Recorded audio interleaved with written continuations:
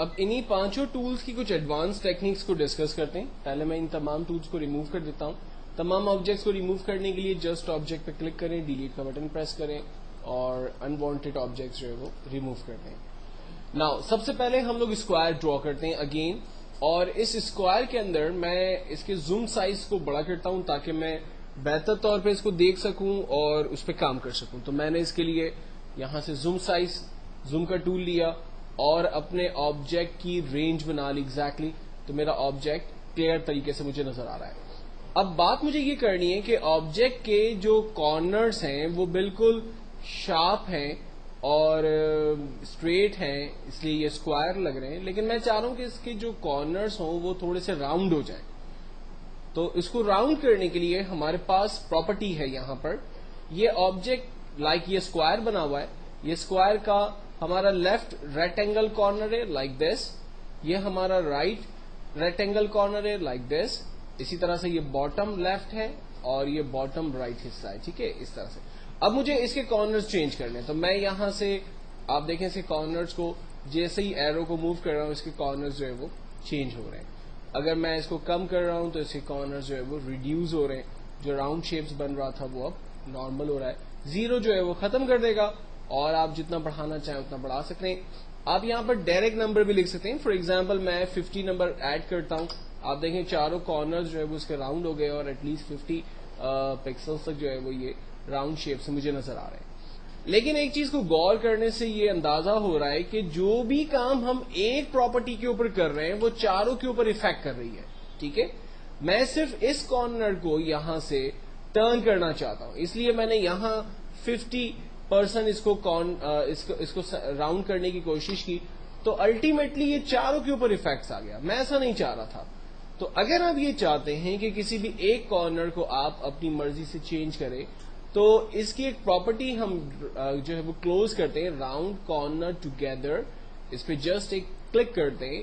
دین اس کے بعد اب آپ جس بھی کارنر کو راؤنڈ کرنا چاہتے ہیں جسٹ اس پر نمبر ایڈ کر کے انٹر کریں.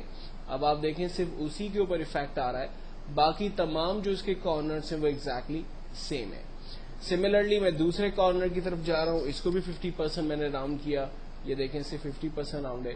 تیسرے کارنر پہ آ رہے ہیں لائک میں اس کو 25% تک صرف راؤنڈ کرنا چاہ رہا ہوں اور فورتھ کارنر کو میں 25% تک راؤنڈ کرنا چاہ رہا ہوں. تو آپ دیکھیں شیپ ہم نے ڈرا کیا ہوا ہے اور اس کے چاروں کارنرز کو اپنے حساب سے ہم نے ایڈجسٹ کیا ہوا ہے.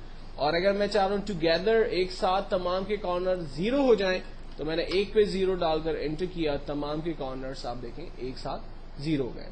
پلس جب ہم روٹیٹ کرتے ہیں تو اس روٹیٹ کی مدد سے اس کو کوئی شیپ بھی دے سکتے ہیں. فار ایگزامپل مجھے اس کے زوم کو پہلے ٹھیک کرنا ہے تاکہ میں ایک فریم بنانے کی کوشش کروں اس اسکوائر کی مدد سے. تو زوم کو ٹھیک کرنے کے دو طریقے. پہلا طریقہ یہ ہے کہ آپ زوم ٹول پہ چلے جائیں اور یہاں پر تھرڈ لاسٹ ٹول ہے زوم ٹو پیج جس کی شارٹ کٹ ہے شفٹ F4. یا تو آپ ٹول کی مدد لے لیں یا پھر آپ اگر زوم بڑا ہے تو شفٹ F4 کر دیں, یعنی شارٹ کٹ کی کو پریس کریں, آپ کا پیج کا سائز جو ہے وہ ٹھیک ہو جائے گا. اب مجھے کام یہ کرنا ہے کہ جو آبجیکٹ میں نے اس وقت بنایا ہے اس کو ایک فوٹو فریم یا ایک فش ٹینک کا فریم جو ہے وہ بنانا میں چاہ رہا ہوں. تو میں نے جسٹ ایک سمپل فریم ڈرا کیا. اس کی ڈپلیکیٹ بناتے ہیں. ڈپلیکیٹ بنانے سے ہمیں فائدہ یہ ہوگا کہ ہمیں سیم سائز اور سیم پراپرٹی کا ایک اور آبجیکٹ مل جائے گا. تو ڈپلیکیٹ کا جو شارٹ کٹ ہے وہ کنٹرول D ہے. ادروائز آپ ایڈٹ کے مینیو میں جاتے ہیں اور یہاں پر ڈپلیکیٹ کی کمانڈ کو یوز کرتے ہیں. تو فی الوقت میں نے آبجیکٹ کی ایک ڈپلیکیٹ کریٹ کر لی. دین اس کے بعد میں ریکٹینگل ٹول ایک اور ڈرا کرتا ہوں اور بالکل ایگزیکٹلی اس کی سائز جو میری فش ٹینک کی پہلے سے فریم بنی ہوئی ہے اس کی سائز کے حساب سے اس کو سیٹ کر لیتا ہوں. زوم سائز اگر سیٹ نہیں ہو رہی ہے, آبجیکٹ سائز اگر ٹھیک نہیں ہو رہی ہے تو میں زوم کی مدد سے اس کو ایگزیکٹلی دیکھ سکتا ہوں اور ایرو ٹول کی مدد سے اس کی سائز کو سیٹ کر سکتا ہوں. سائز کو سیٹ کرنے کے بعد اب مجھے اس کو تھوڑا سا اب کرنا ہے, لائک اس کو 3D شیپ کے اندر کنورٹ کرنا ہے. تو میں نے سینٹر پہ کلک کیا اور یہاں سے اس کو میں نے اس کے ایجز کو اوپر کی طرف کر دیا. سملرلی اس کی ڈپلیکیٹ لی, کنٹرول D, اس کو سیکنڈ کارنر کی طرف موو کیا, میچ کر دیا بالکل, اور ٹاپ والی فریم کو لے کر اس کے ساتھ میچ کر دیا، جو ہم نے ڈپلیکیٹ پہلے ہی سیم سائز کی بنا کے رکھی ہوئی تھی. اب اس سے ہمیں فائدہ کیا ہوا کہ ایک سمپل فش ٹینک ہمارا تیار ہو گیا. جسٹ ہم نے وہی ٹول یوز کیا، ٹیکنیک ہماری تھوڑی سی چینج ہوئی.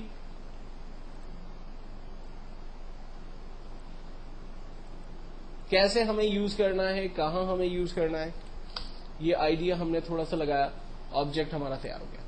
اب آبجیکٹ کو تیار کرنے کے بعد اس میں ایک جو بیسک پرابلم آئے گی وہ اس کو موو کرنے کی آئے گی، یا اس کو ری شیپ سائز چھوٹا بڑا کرنے کی آئے گی، کیونکہ یہ 4 ڈفرنٹ شیپس کی مدد سے بنائے گئے. تو جب میں ایک کو موو کروں گا تو دوسرے کے اوپر دوسرا اپنی جگہ فکس ہے، دوسرے کو موو کرتا ہوں تو تیسرا فکس ہے. ٹھیک ہے، تو میں ان چاروں کو جو ہے وہ ایک ساتھ کیسے سلیکٹ کروں یا موو کروں. تو اس کا آسان طریقہ یہ ہے کہ آپ ایرو کا ٹول سلیکٹ کریں، اس فش ٹینک کی رینج بنائیے. رینج بنانے سے یہ چاروں آبجیکٹ سلیکٹ ہو گئے. دین ٹاپ پر ایک ٹول ہمیں نظر آتا ہے گروپ، ہم اسے گروپ میں ڈال دیں. گروپ کا شارٹ کٹ ہے Ctrl+G، آپ پریس کر سکتے ہیں، آبجیکٹ آپ کا گروپ میں کنورٹ ہو گیا. گروپ میں کنورٹ کرنے سے آپ کو فائدہ یہ ہوا کہ اب یہ پورا آبجیکٹ ایک ہو چکا ہے. موو کریں گے، چاروں اس کے آبجیکٹس ایک ساتھ موو ہو رہے ہیں.